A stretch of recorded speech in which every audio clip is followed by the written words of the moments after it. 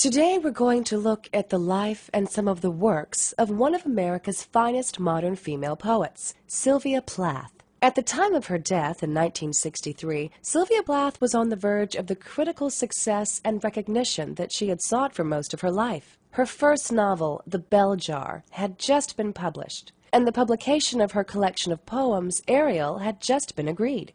These poems, which were mostly written during the last year of her life, chronicle the traumatic developments taking place in her personal life and were to make for her a reputation as a first-rate poet.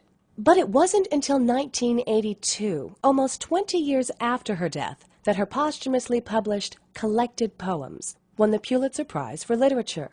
Since this time, the fascination and intrigue with her work has continued to grow. Very few modern poets have captured the popular imagination as much as Plath, even to the extent that in 2003, a movie was made about her life and her intense relationship with husband and fellow poet Ted Hughes. To understand the continued growth in interest in her work, we have to look at the issues which her life and work address. As Susan Bazinet writes in her book on women writers, dying as she did in 1963, Sylvia Plath never knew that so soon afterwards the problems of what and how women write was to become such a crucial matter, and was to be debated by so many other women. So Sylvia Plath was a woman writing about women's issues before they were recognized as being of any importance. Sylvia Plath was born in Robinson Memorial Hospital in Boston, October 27, 1932. She was the firstborn child of Otto and Aurelia Plath, both highly educated academic people. Her father, Otto, was a professor of biology at Boston University, but her mother had been subjugated into a domestic role as housewife, despite her level of education. Her father was not too pleased with the birth of his daughter, and demanded that his wife have a son within the next 2 years.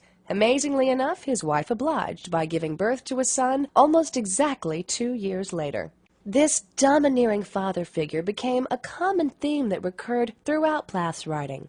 With the birth of her brother, Sylvia had to work much harder to win her father's attention and approval. When in 1936 Plath's father became ill, access to him became even more restricted, and Plath's main means of getting attention from her father was by achieving academic success. This meant that from an early age she began to equate love with success. In 1940, Plath's father died, and this left the family in a very difficult financial situation. They were forced to move away from the seaside home that Plath had enjoyed so much and into a suburb of Boston, and her mother had to take a part-time job to support the family.